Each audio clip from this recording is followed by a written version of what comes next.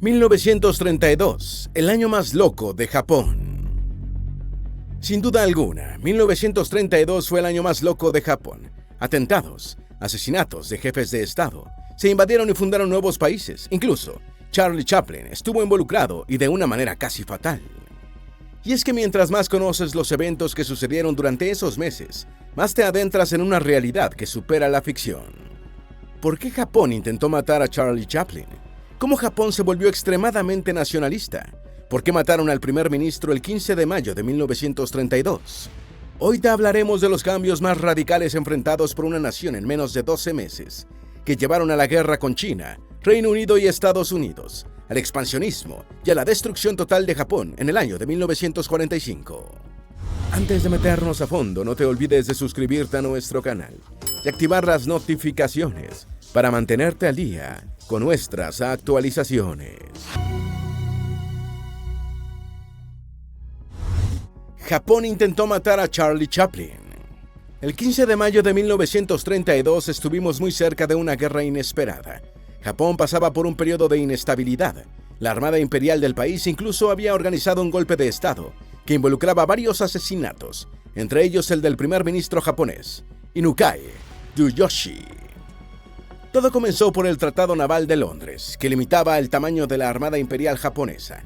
Esto provocó el complot, ya que los oficiales navales y subalternos del país se sintieron indignados y por ello idearon un plan para derrocar al gobierno y reemplazarlo por un régimen militar. El plan original debía ocurrir a principios de 1932 y tenía el nombre clave Incidente de la Liga de Sangre.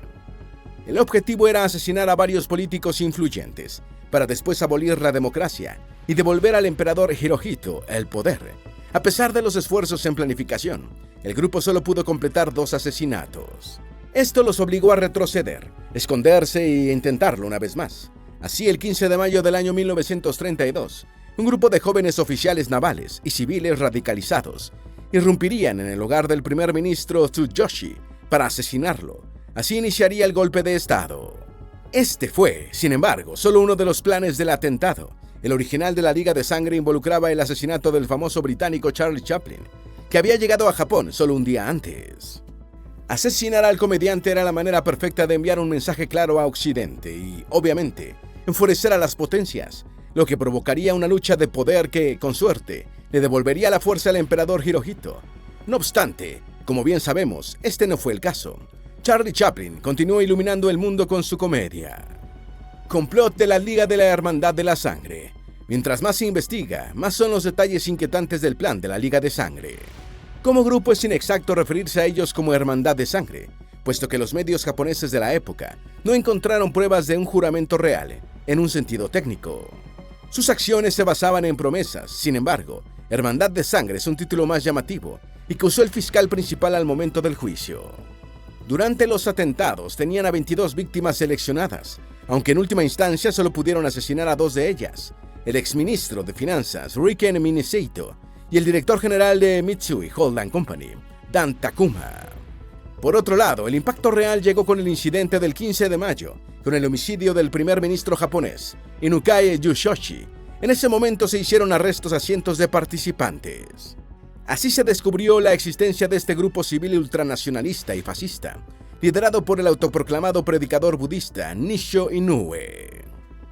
Inoue fue condenado a cadena perpetua en 1934, aunque durante el juicio se le brindó tanto a él como a los otros acusados una plataforma para poder difundir sus opiniones y que el resto del pueblo japonés pueda conocer a quienes cometieron tales crímenes.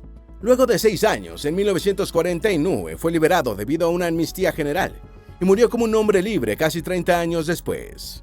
El incidente del 15 de mayo, el primer ministro fue asesinado por 11 jóvenes marinos.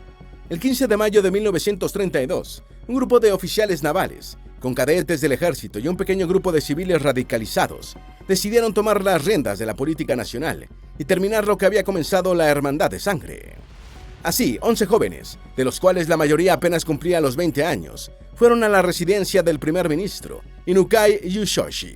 Se infiltraron en el sitio y cuando lo encontraron, le dispararon hasta matarlo. En sus últimas palabras, Inukai respondió: "Si pudiera hablar, lo entenderías". A esto sus asesinos respondieron: "El diálogo es inútil". El plan también involucraba el asesinato de la estrella inglesa Charlie Chaplin, pero al último momento se dieron cuenta de que esto no era viable. El actor se encontraba junto a Inukai Takeru, hijo del primer ministro, ambos viendo un combate de sumo. Probablemente esto les haya salvado la vida.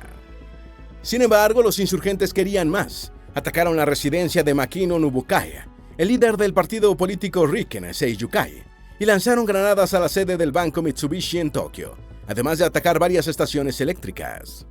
Aparte del asesinato del primer ministro, el intento de golpe de Estado fracasó, y no hubo más muertes en el camino. Los participantes por su propia cuenta fueron hasta la comisaría y se entregaron sin oponer resistencia. Ya habían entregado su mensaje. ¿Cómo Japón se volvió extremadamente nacionalista? Históricamente, la armada japonesa siempre fue más tradicionalista, defendiendo los valores ancestrales y la naturaleza sagrada del emperador. El ejército, por su parte, era más progresista, valorando el liderazgo fuerte. Aunque la armada solía preferir métodos políticos, el ejército tendía a la acción directa. Este fue, en última instancia, el vehículo para los ideales hipernacionalistas, anticomunistas, anticapitalistas y antiparlamentarios.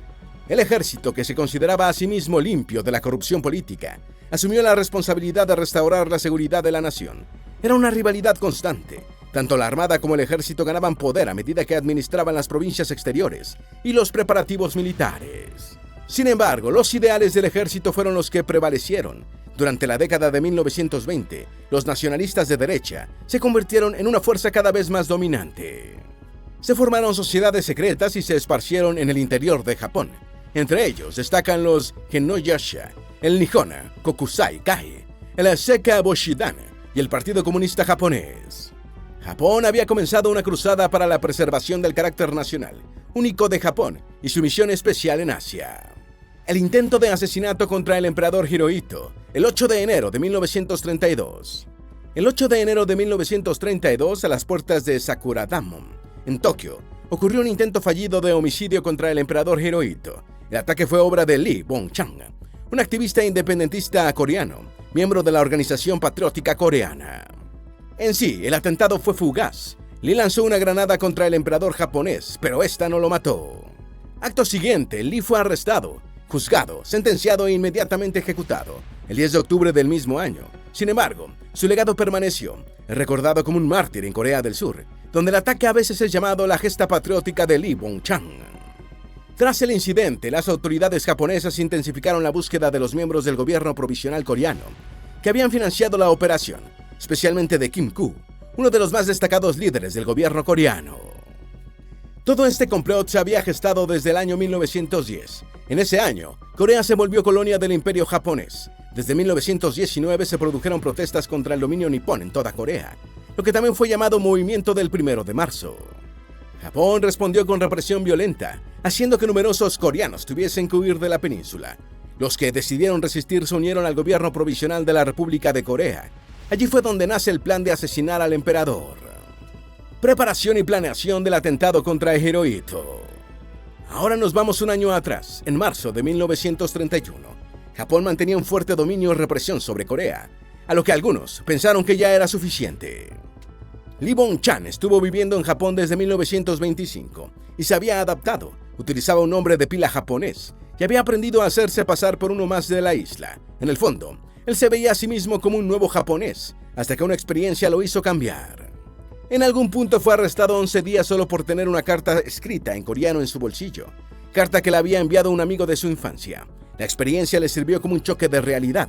Se había decidido a unir al movimiento de independencia coreano. Poco después, Kim Koo se reunió en secreto junto a Lee. Aquí le preguntó sobre la situación de Japón y si estaba dispuesto a regresar a la isla para asesinar al emperador. Lee aceptó. En ese momento, Kim se reunió con un coreano que servía en el ejército revolucionario chino. Consiguieron la granada que usaría Lee y teorizaron cuál sería la posición exacta que tendría el emperador durante una aparición pública. Después de tener el plan, solo faltaba ponerlo en marcha. Fue difícil, ya que estas operaciones encubiertos suelen ser costosas, y el gobierno provisional de Corea recibía muy poca financiación. Sin embargo, para noviembre de 1931, Lee tenía todo lo que necesitaba para la misión. ¿Cómo fue el día del atentado contra Hirohito? ¿Y qué pasó después? El 8 de enero de 1932, Lee llegó a la estación Harajuku a las 8:50 de la mañana. Desayunó, inspeccionó la zona, buscando brechas en la seguridad. Se dio cuenta de que era excesiva, así que tenía que decidir. Tomó el metro de Tokio hasta Yotsuya. Allí escuchó a un repartidor de periódicos decidir que el emperador no pasaría por esa zona, lo que lo confundió. Tenía que llegar a Akasaka, Mitsuki, hecho que logró a las 9:40 de la mañana, pero resulta que el emperador ya había pasado por la zona e iba camino al parque. Lee decidió esperarlo de regreso, ya que no valía la pena perseguirlo. No lo iba a alcanzar. Intentó hacer tiempo. No obstante, en el proceso Lee se perdió el camino de regreso del emperador. Por esa razón se encontraba desanimado. Sabía que estaba perdiendo su oportunidad. Subió a un taxi y por advertencia de un trabajador del metro, si quería ver al emperador, debía ir a la puerta de Sakura Damon. Al salir del auto, corrió tan rápido como pudo. Se encontró rodeado de una multitud que observaba al emperador que acababa de pasar. Se abrió camino como pudo, sacó su granada y la lanzó contra la procesión. Aterrizó en el segundo carruaje tirado por caballos, y la débil explosión solo dañó una parte del vehículo. Ninguna persona resultó herida. Lee, en futuras entrevistas, se mostró frustrado hacia Kinku, ya que no le había permitido probar la granada antes. Así, no solo perdió la oportunidad de asesinar al emperador, sino que olvidó usar la segunda granada, lo que provocó su captura y posterior ejecución.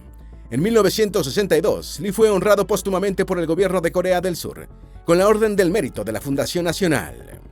Defensa de Harbin, del 25 de enero al 4 de febrero.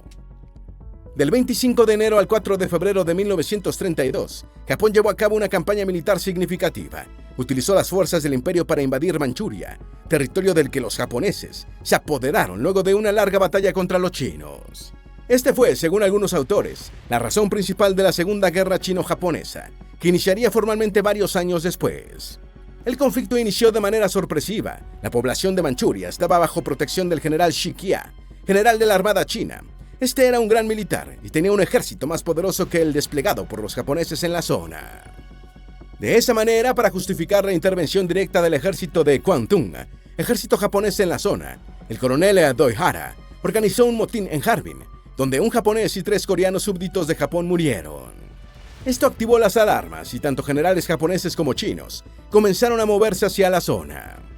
El general Ding Chao, por ejemplo, fue un general chino que luchó en la batalla durante 17 horas. Sin embargo, la mayoría de sus soldados eran civiles mal equipados y sin entrenamiento, lo que finalmente derivó en que cayeron a manos de las armas japonesas.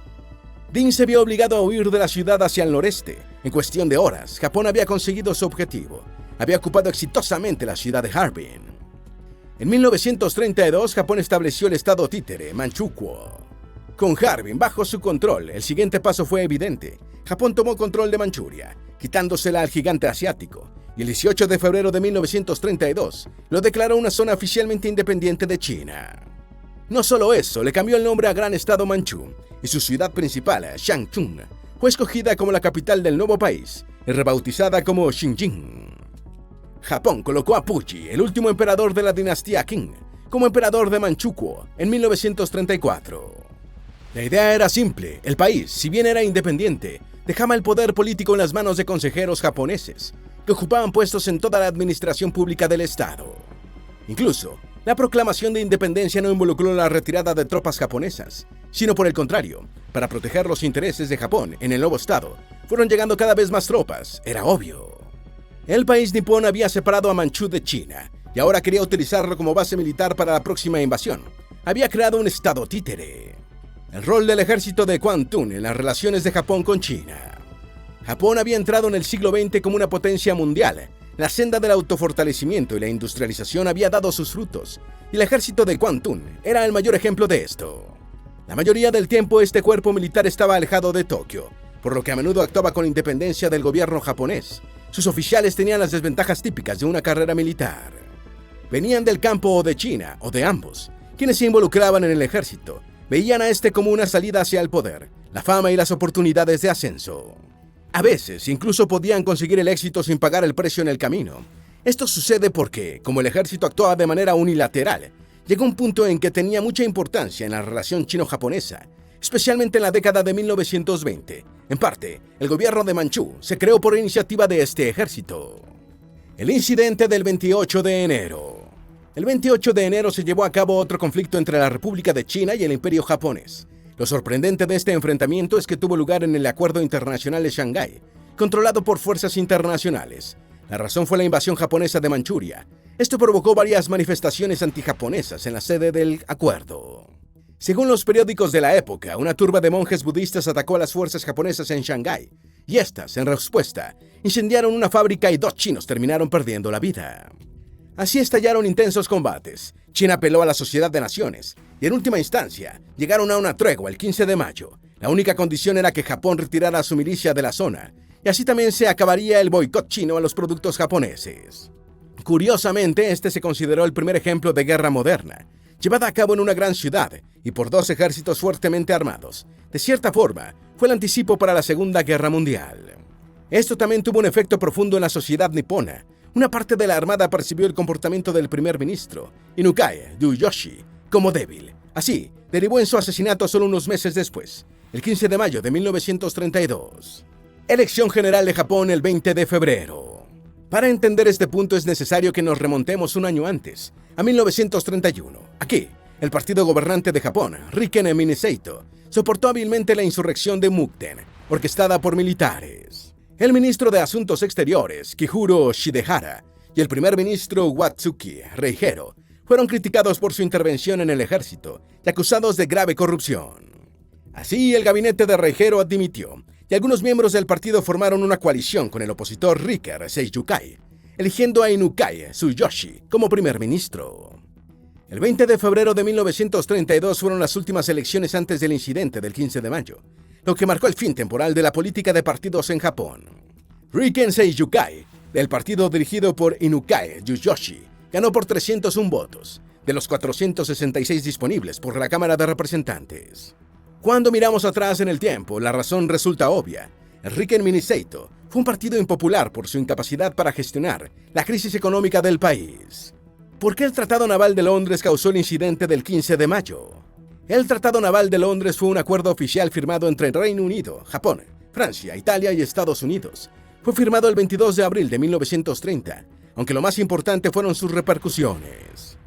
El tratado limitaba el tamaño de la Armada Imperial japonesa, por lo que muchos oficiales se mostraron descontentos. Surgió, de hecho, un movimiento dentro del cuerpo de oficiales subalternos con el objetivo de derrocar al gobierno y reemplazarlo con un régimen militar.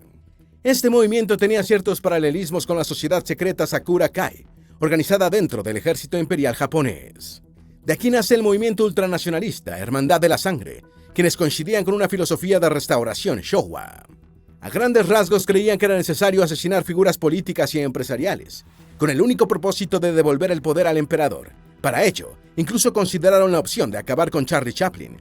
Esto para enfurecer a Estados Unidos y que la política partidaria colapsara en la isla. ¿Qué consecuencias tuvo el incidente del 15 de mayo? La Corte recibió 110,000 peticiones de clemencia. Los 11 oficiales que asesinaron al primer ministro Inukai fueron sometidos a un consejo de guerra. Este proceso fue interesante, ya que durante el juicio se les brindó de una plataforma donde pudieron expresarse ante el público y civiles. Aquí proclamaron su lealtad al emperador y despertaron la simpatía popular, solicitando reformas en el gobierno y la economía.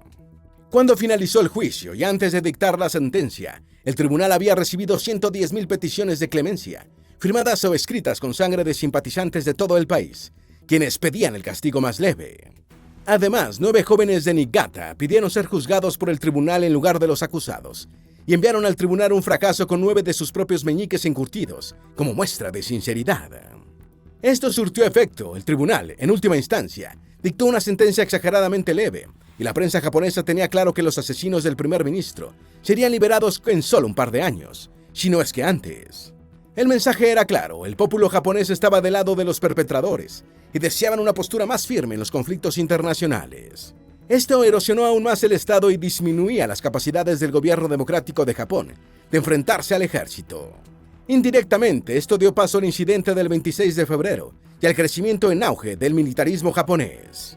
¿Quién era Nishio Inoue? Nishio Inoue fue un predicador budista radical que vivió entre 1887 y 1967. En su época fue conocido por diversas cosas, pero la historia moderna lo recuerda como el fundador de la Hermandad de Sangre, una organización militante de extrema derecha japonesa. Si bien fue un predicador, nunca fue ordenado como sacerdote ni chiren. Era autoproclamado, por lo que sus doctrinas extremistas eran denunciadas por la corriente budista de la época. Era autodidacta y los que lo seguían tendían a ser extremistas también. Cuando Inoue nació, este tenía otro nombre, se llamaba Shiro, pero él mismo lo cambió por Nissho, cuya traducción sería llamado por el sol. Nació en Kagawa, prefectura de Gunma, en 1887. Era el hijo de un médico rural. Fue educado en la cooperativa Toyo, que hoy en día es la Universidad Takushoku. En su juventud abandonó sus estudios y viajó a Manchuria, donde vivió como un vagabundo, hasta que en 1909 encontró empleo en el ferrocarril del sur de la ciudad. De aquí volvió a Japón, donde estuvo saltando del templo en templo y de maestro en maestro. Llegó finalmente a Orae, en Ibaraki. Estaba decepcionado por cómo anteriormente enseñaban el budismo y decidió establecer su propio templo, al que llamó Rissho Gokukudo, que se traduciría como Templo de la Defensa Nacional Justa. En 1930 vuelve a Tokio y después de reclutar estudiantes universitarios radicales, oficialmente fundó el Eketsu Meidan, o también conocida como la Hermandad de Sangre. Estaba listo para cambiar la historia de Japón para siempre. La violencia del budismo en Japón. Por la cultura general solemos asociar el budismo con el pacifismo, casi de manera inconsciente. Esto no podría estar más alejado de la realidad. Japón tiene una larga historia de violencia budista, que explotaba por disputas entre maestros. Particularmente sobresalen los Sohei, o monjes guerreros. Ellos surgieron en el periodo Heian, aunque la contradicción de un monje y a la vez guerrero causó controversia y confusión incluso en su época. Uno de los episodios de violencia budista más famosos fue el de la rebelión Iko-Iki. Sucedió en Osaka, donde un grupo de monjes defendieron su templo bajo el lema: "La misericordia de Buda debe ser recompensada, incluso con la carne hecha pedazos". En la Segunda Guerra Mundial ocurrieron eventos bélicos similares. Algunos monjes declaraban que, para establecer la paz eterna en Asia Oriental, era necesario ejercer una contundente benevolencia, que se traducía en matar a uno para que muchos puedan vivir. El fuego del 16 de diciembre de la tienda departamental Shirokiya, donde murieron 14 personas. Este fue uno de los eventos más desafortunados. En Shirokiya, el 16 de diciembre de 1932, ocurrió un incendio que afectó a grandes almacenes en Tokio. Estos dejaron un saldo de 14 muertos y 67 heridos. Los almacenes tenían 8 plantas y 2 pisos subterráneos. Se incendiaron de la planta 4 a la 8, lo que causó pánico y desastres generales. Hoy en día se tiene la ligera creencia de que este incidente provocó que las mujeres japonesas se cambiaran a un estilo de ropa interior más occidental, aunque no existen pruebas que respalden esta teoría. Japón es un país con una profunda historia, arraigada en su nacionalismo, su época dorada y su desinterés por cambiar las tradiciones. En algunos lugares parece congelado en el tiempo, aunque definitivamente sabemos que es un país que ha pasado por mucho. Fue, antes de la Segunda Guerra Mundial, una potencia mundial, que rivalizaba con China, Reino Unido e incluso Estados Unidos. Japón es, por sobre todo, un país con gran orgullo, con ciudadanos dispuestos a asesinar a su gobernante, solo como acto de rebeldía, y con interés de volver a la gloria que alguna vez fueron. ¿Tienes alguna duda o sugerencia? Haz tu aporte escribiendo en los comentarios y así entre todos nos ayudamos. Esperamos que este video te haya sido útil. Si tienes algo que agregar, por favor, compártelo con nosotros en la sección de comentarios. Dale me gusta a este video y envíale el enlace a tus familiares y a tus mejores amigos, para que también sepan los increíbles sucesos del año 1932, un año realmente loco para Japón. Si eres nuevo en nuestro canal, no olvides suscribirte. Recuerda, la vida siempre es mejor creando y dando valor al mundo.